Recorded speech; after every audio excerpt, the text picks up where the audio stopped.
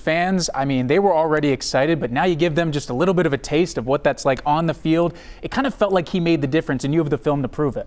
Yep, let's take a look at the film. All right, first play we're going to look at is going to be 3rd and 8. Bauer's going to line up in the number 3 position. The Raiders are an empty, and this is the play that set them up for their first touchdown of the game. The Ravens are going to be playing coverage, and Minshew does a good job of stepping through pressure and getting outside the pocket. And when he gets outside the pocket, he's going to look in the direction that he runs. Nothing's open, so he looks back at Bowers. And right here, Bowers is covered. He's trying to fight across that safety and get into Minshew's field of vision, but the safety's playing extremely physical, not letting him get through. And instead of giving up, I think a lot of players would give up here. He actually does a very smart thing by working his way back towards the line of scrimmage, back towards Bowers, and make himself quarterback friendly. And that's a trait that's hard to teach. And a lot of great tight ends have that instinct to make themselves quarterback friendly. You think of Travis Kelce and Mark Andrews. I'm not saying he's in that class yet, but it's nice to have this trait.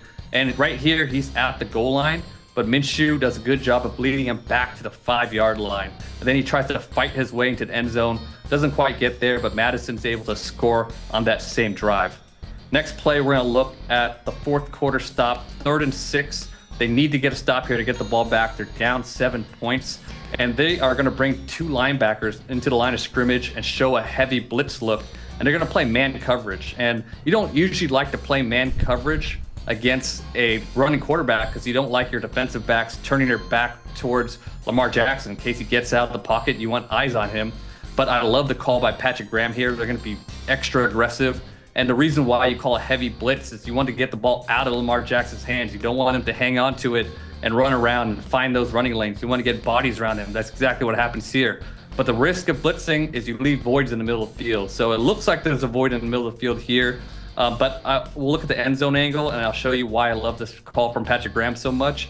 But it wouldn't matter because Robert Spillane, who has braided all day, does a really good job of getting his hands up and knocking the pass down. So we look at it from the end zone angle. You're going to see Spillane push the guard back. But you're going to see the middle of the field, and you see Epps there.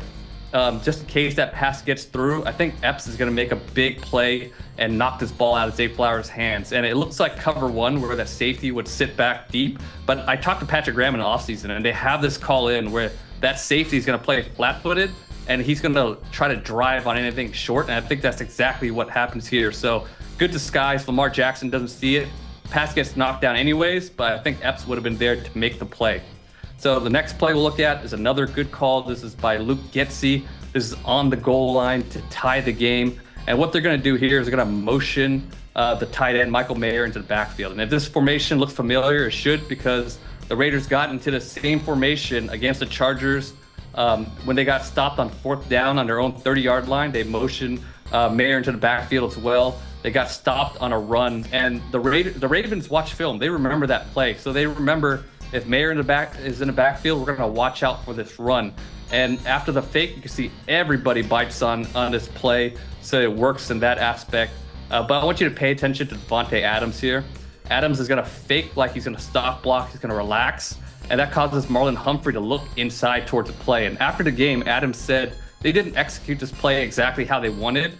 I think Adams wanted to get inside where the void is, but because Humphrey has his eyes inside and he's not reactive to any move, he couldn't get it inside to get a free release, so instead he goes upfield. Minshew does a good job of being on the same page as him and throws the ball upfield for the touchdown. They tie the game on his play. Obviously, they get a stop on the next drive and then kick the game-winning field goal. I got to ask you before we wrap up. You tweeted out about probably around the time that the comeback started how a picture of AOC, the other AOC, and you said it was time. Do you now revoke that tweet, or where do we stand on that? Did he do enough to win you back over, Gardner Minshew?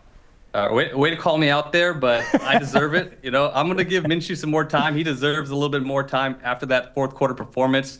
But in the first half, it did look ugly. That interception was really ugly. There were some opportunities they didn't hit. Only 43 yards of offense. So, he's won me over a little bit, and he made me kind of eat my medicine.